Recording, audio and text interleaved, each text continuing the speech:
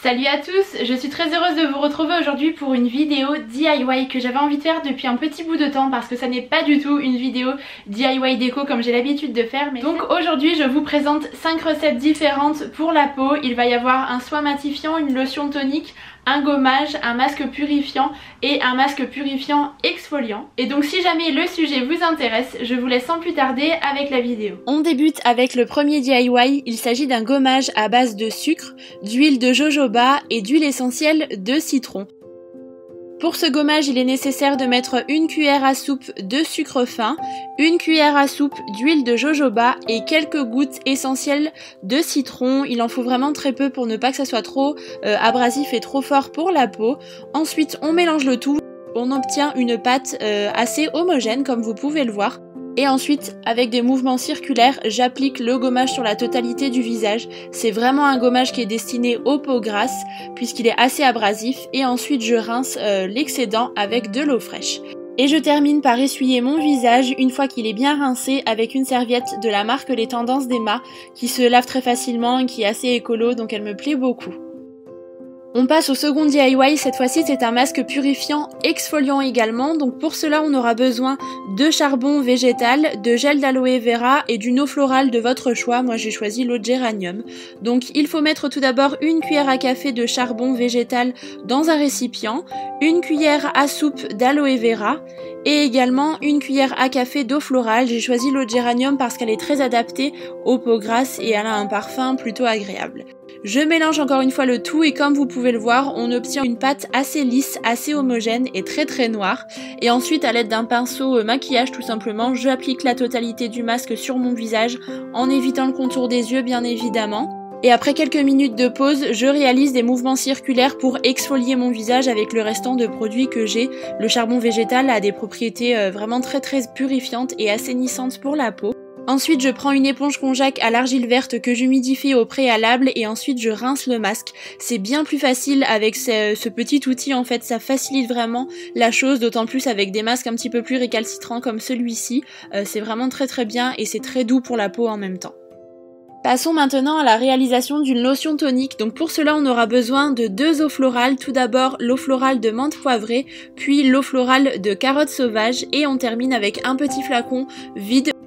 Donc dans le flacon, je mets 2 tiers d'eau florale de menthe poivrée et 1 tiers d'eau florale de carotte sauvage. C'est l'équilibre idéal en termes de quantité et ensuite je mets une petite étiquette en fait sur le flacon, sur une étiquette de liège, je trouvais ça assez sympa. Et j'applique cela tous les matins en fait pour me réveiller, pour nettoyer un petit peu ma peau sur un coton encore de la marque Les Tendances d'Emma que j'aime beaucoup. Je trouve ça très frais, assez vivifiant et en même temps c'est pas trop riche pour ma peau, l'odeur est très agréable. On passe au deuxième masque de cette vidéo, mais cette fois-ci c'est un masque qui est purifiant, réalisé à base d'argile verte et d'eau florale de lavande. Ce sont 2 produits qui sont tout à fait adaptés à la peau grasse parce qu'ils vont être purifiants, assainissants et vont vraiment débarrasser votre peau des impuretés que vous pouvez accumuler. Donc je mets une cuillère à soupe d'argile verte et une cuillère à soupe d'eau florale. Vous pouvez mettre de l'eau de lavande ou de l'eau de géranium. Je mélange le tout. Encore une fois, j'applique cela à l'aide d'un pinceau. Je n'attends pas que le masque à base d'argile sèche, sinon ça a tendance à être trop abrasif et trop agressif pour la peau. Donc en environ 5-6 minutes, je rince le tout encore une fois à l'aide de l'éponge konjac. Les recettes que je présente à travers cette vidéo sont vraiment à usage unique. Elles ne doivent pas du tout être conservées dans le temps.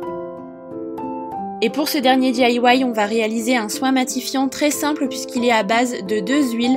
Tout d'abord l'huile de jojoba que je viens placer au creux de ma main et j'ajoute ensuite quelques gouttes d'huile de carotte pour l'effet bonne mine. C'est un soin qui est matifiant, hydratant mais sans trop en faire.